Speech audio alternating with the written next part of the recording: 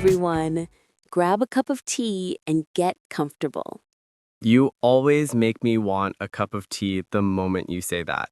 Mission accomplished. I'm here to control your beverage choices. I knew it. Today's episode is sponsored by Anastasia's Tea Agenda. No. Today we're talking about something a bit bigger. Just the history of religions.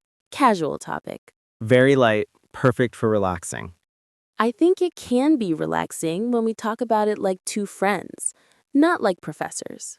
Absolutely. Just exploring human stories. So, before we dive in, if you enjoy natural English conversations like this, don't forget to subscribe. It really helps us keep creating for you. And it keeps the tea budget alive. Yes, the Essential Tea Fund. All right. So, religions. Where they come from, why humans create them. When you think about the beginning, the real beginning, what do you imagine? I imagine a small group of early humans sitting around a fire at night. The fire is crackling. The shadows are moving on the cave walls. Ooh, I can see it. And everything outside that circle of light is unknown. The wind, the animals, the darkness. And the world feels kind of magical. Exactly. And in that environment, it's natural to think there must be something out there. So the first religions start from curiosity and fear. And gratitude, too. The first sunrise after a dangerous night, that's a gift. Rain after months of dryness, a miracle. Humans love to say thank you to someone. Yes, that's one of the key human impulses. To think something bigger. So animism, the belief that everything has a spirit. Trees, animals, thunder. Right. For early humans, the world was full of invisible personalities. Like the forest has a mood. Exactly. And you want to stay on its good side. That sounds like my relationship with my cat. Ancient and modern spirituality. But it really makes sense. When you live so close to nature, you feel connected. And that's the beginning of the first religious systems. Not official ones, but patterns of belief. So, not temples, not rules, just relationships with nature. Yes. Very fluid, very personal, very emotional. And then shamans appear, right? Yes. Shamans, spiritual leaders, medicine people, the first specialists in the invisible world. Like the early tech support of the spirit world. Have you tried offering berries? Have you tried dancing around the fire? Honestly, that is pretty accurate. Rituals are early attempts at influencing the world. So, shamans become important. People trust them. Yes, they know the stories, the herbs, the myths. They guide the group. Which means early religion is also early psychology. Exactly. Helping people handle fear, sickness, grief. It makes sense. When life is unpredictable, you need someone who says, I understand the unknown. Yes, that gives comfort. So when does the big change happen? The shift from spirits to gods? That happens when societies grow, when people start farming, settling, cooperating in large groups. Agriculture again. Agriculture changes everything. Everything. Once people stay in one place, they need structure. So religion becomes structured too. Exactly. Priests appear. Rituals become organized. Stories become myths everyone knows. And gods become more like characters? Yes, more human-like. Gods with personalities, families, relationships. The Greek gods really took that to the next level. A full drama series. You like Greek mythology way too much. I love history. And gossip. Honest answer. But seriously, in big civilizations like Mesopotamia, Egypt, India, China, we see pantheons, big collections of gods. So instead of spirits everywhere, you get specialists. One god for the sun, one for the rain, one for the river, one for love. Yes, religion becomes like a cosmic government. And kings get involved, right? Very involved. In ancient Egypt, the pharaoh was considered a god. That must have been convenient? A little. Do the dishes. No, I'm literally divine. Something like that. But the idea was powerful. If the king has divine approval, the whole society feels stable. And religion becomes connected to politics. Deeply. And to morality, too. That's a big shift. Yes, in early religions, morality is not the focus, survival is. But in big societies, morality becomes important. Right, because now there are thousands of people living together. You need norms, values, expectations. Makes perfect sense. If strangers live next to each other, you need some shared rules. Exactly. And all this happens in different cultures at the same time? Yes, humans all over the world evolve socially, and their religions evolve too. That's so beautiful. What is? That humans who never met each other still ask the same questions. Yes, that's one of the fascinating aspects of studying religion. You see how connected we all are. I want to talk about Hinduism. Perfect example, one of the oldest living religions. It grew out of earlier traditions, right? Yes, ancient rituals, songs, stories, philosophies, no single founder. It evolved over thousands of years. And Buddhism appears later. Yes, Buddhism begins as a reaction inside Indian culture. Like a spiritual startup. New concept, end suffering 2.0. But it is innovative, focusing on inner life instead of rituals. Exactly, and people love that.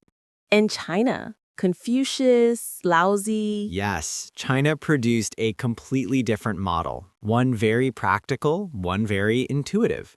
Confucianism is very practical. Yes, it's about order, family, responsibility. And Taoism is basically chill. Go with the flow. I want that religion in my everyday life. Me too. And then the Abrahamic religions appear. Yes, Judaism first, a revolutionary idea, one God. Monotheism. A huge turning point. One God, one moral vision, one cosmic story. And Christianity grows out of Judaism. And Islam grows out of the same tradition later. So they're like siblings. Yes, they share ancestors, stories, values. The more we talk, the more I see patterns. That's the magic of history. Different religions grow in different soils, but the seeds are similar. Yes, human needs. Meaning, comfort, community, Identity, connection, hope. and stories. Humans love stories. Maybe that's the real secret. Religion is storytelling about life. You know, even people who say they're not religious often live in a world shaped by religion. Absolutely. Traditions, holidays, moral ideas, they're everywhere. Even something like believe in yourself. Yes, it's a modern echo of much older teachings. That's the deep influence. Exactly. So religion is not just about gods. It's about humans learning how to live. I like that. I thought you might. So, where were we? On humans learning how to live. Right. And religion being a guidebook, but written in poetry, stories, rituals. Not a dry manual. Definitely not. A good myth is always more memorable than a list of rules. True. Stories stay with you, even when you grow up, even when you stop believing literally. Exactly. And that's why religions survive. A good story teaches you something, even when you don't realize it. Reflective, like the story of the Buddha leaving the palace. Yes, that one asks a simple question. What is suffering and what do we do about it? And the story of Moses leading people to freedom. What does liberation mean? Jesus teaching compassion. How do we love people who are difficult to love? Mohammed telling people to treat others with justice and kindness. How do we build a community where everyone matters? So religions are full of philosophical questions. Exactly, not just beliefs, questions. That's one of the key points people forget. I love that because I love questions. Yes, I've noticed. So rude. Let's move a little further in history to when religions start spreading across regions. Oh, I love this part. People traveling, cultures mixing. Yes, when trade routes expand, ideas travel too. Silk Road. Exactly. Not just goods, stories, myths, gods. So Buddhism spreads from India to China, Korea, and Japan? Yes, and it changes along the way. Changes how? Well, every culture adds something. In China, Buddhism blends with Taoist ideas. So it becomes gentler, more poetic. Yes. In Japan, it blends with Shinto traditions, nature spirits, ancestors. So religion is not a fixed thing. No, it's a traveler. It adopts. That's one of the most interesting patterns. And Christianity spreads too. Yes, from a small group in the Middle East to the Roman Empire. That's wild. It is. A tiny movement grows into a global religion. Why did it spread so fast? A few reasons. Tell me. First, the message. Compassion, equality, forgiveness. It was very attractive to people who felt forgotten by a society. The underdogs. Exactly. Second, community. Early Christians supported each other. They shared food, helped the poor. A real family. Yes. Third, the Roman roads. Honestly, Roman roads appear in every historical explanation. They were very efficient. A good reminder that infrastructure shapes the world. So the message travels fast. Very. What about Islam? Islam appears in the 7th century in Arabia and spreads incredibly fast too. Why? Similar reasons, actually. A strong message about justice, charity, community. And clarity. Yes, Islam has a simple and powerful structure. One God, one community, one set of practices. Very organized. Exactly. And the early Muslim world supported science, literature, philosophy. The Golden Age. Yes, a brilliant period of innovation. I always forget how much math and astronomy comes from that time. A lot. It was a period of intellectual freedom, curiosity, and exchange. So religion can be a source of creativity, not just rules. Absolutely. I want to talk about something delicate. Go ahead. Why do religions sometimes conflict? Good question. And a complicated one. I know. Religions themselves are usually peaceful. Their texts talk about compassion, kindness, respect. But humans. Yes, humans compete for land, power, resources. So conflict becomes political, not spiritual. Exactly. Religion is often used as a banner, but the root cause is usually political. That's sad. It is, but it's a useful perspective. It helps us understand that conflict isn't inevitable. Meaning religions don't fight. People do. Precisely. Let's go back to something softer. Good idea. I want to talk about rituals. Oh, I love rituals. You? Really? I'm a historian. Rituals are structured, predictable, perfect. True. But seriously, rituals exist because they give rhythm to life. A heartbeat. Yes, a wedding, a funeral, a festival, they help people feel part of something bigger. And they help us process emotions. Exactly. Joy, grief, gratitude, fear, rituals organize feelings. That's beautiful. It is. And rituals appear in every religion on earth. Even the smallest communities have them. Dancing, singing, lighting candles. Fasting, feasting, praying, meditating, Humans love symbolic actions. because they speak to the heart, not just the mind. I also noticed that religions often create art. Yes, music, architecture, painting, poetry. Churches, temples, mosques, they're stunning. Because they're built to express awe, that feeling of standing in front of something enormous. Like the universe. Exactly. My favorite thing is stained glass windows. Yes, they turn sunlight into color. A perfect metaphor. And Buddhist temples with red gates. Torii gates, yes, symbols of passing from the ordinary world into the sacred. Mosques with calligraphy instead of images. Turning written language into beauty. Hindu temples full of sculptures. Telling stories through stone. Religion is basically an art factory. A very productive one. Can we talk about myths? Of course. I love myths. They're so human. Yes, myths explain the world through imagination. Like why the seasons change. Or why humans dream. Or why life is difficult sometimes. Exactly. And myths are not childish stories. They're metaphors. They talk about real emotions. That's why they survive. Do you have a favorite myth?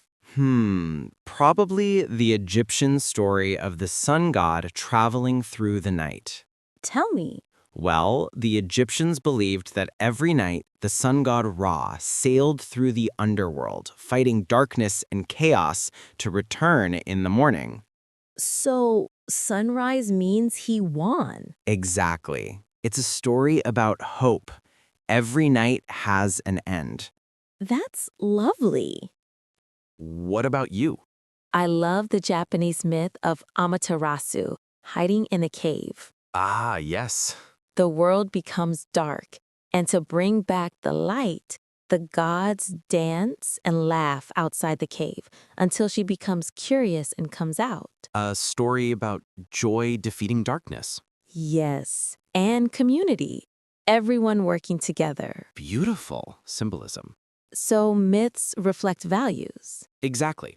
Courage, kindness, wisdom, humility. Each culture chooses what to teach. And those values stay for generations. They shape societies quietly. And personally, too. Yes, many people carry childhood stories into adulthood. Even if they change their beliefs. Exactly. Stories form emotional memory. Okay, can we go deeper? I'm ready. Why do modern people still follow religions? Ah, the big question. Yes. Well, I think there are several reasons. Tell me. First, identity. Religion connects you to your culture, your ancestors, your family. True, you feel rooted. Second, community. Humans need groups. We're social animals. And belonging feels safe. Exactly. Third, meaning. Religion answers existential questions. Why am I here? What happens after death? Yes, that's a big one. Humans hate the unknown. We do. And fourth, comfort. Religion helps in hard times. Grief, illness, fear. Yes, Rituals, prayers, gatherings, they support people emotionally. So religion is not irrational. Not at all. It's human. And people choose in different ways. Yes, some follow the religion of their family. Some explore and choose something new. Some mix different philosophies. Spiritual cocktails. Exactly. And some don't follow any religion, but still search for meaning. Yes, that's also a path. What about atheism and agnosticism? Also part of human history. Really? Yes, even in ancient times, some thinkers questioned the gods. I didn't know that. In Greece, in India, even in China, there were philosophical schools that didn't rely on supernatural beliefs. So questioning is ancient. Very. Humans have always explored ideas from every angle. I like that. What? That humans are curious, religious or not. Curiosity is universal. And religions are one of the ways we explore life. Beautifully said. So we've talked about ancient religions, big traditions, myths, rituals. And about why people still believe today. Yeah. But I feel like there's another layer we haven't touched yet. Oh, which one? The emotional side. Ah, yes. One of the most important parts. Because for many people, religion isn't just ideas, it's feelings. Absolutely. The feeling of peace when you walk into a temple. Or the feeling of singing together in a church. The silence of meditation. The smell of incense. The sound of a prayer call at sunset. These things touch something deep. Yes, because religion uses all the senses. Sight, sound, touch, smell. It's like entering another world. Exactly. A world designed to feel meaningful. I think that's why people crave sacred spaces. Yes, they offer stillness, a break from noise. And a reminder that life is bigger than your to-do list. A very necessary reminder. I think sacred spaces help people breathe differently. That's true. Architecture is emotional. High ceilings, candlelight, soft echoes. The feeling of something greater. Yes, that greater doesn't have to be a god. It can be beauty, community, tradition. Or just the feeling that you belong somewhere. That too. Do you think spirituality and religion are the same? Good question. They feel connected, but not identical. I'd say spirituality is the personal experience, your own inner search. And religion is the organized system? Exactly. The community, the rituals, the teachings. So spirituality is like the heart. And religion is the body. I like that. Many people today say they're spiritual but not religious. Yes, that phrase is everywhere. It usually means they want meaning but not institutions. They want to explore, not follow rules. And not's very modern, choosing your own path. A personal playlist of beliefs. Exactly. Do you think something gets lost when we pick only what we like? Maybe. What? Community. Accountability. Shared wisdom. True, you can't have a group ritual alone. And you lose the experience of stepping into something older than you. Tradition. Exactly. But you gain freedom. Yes.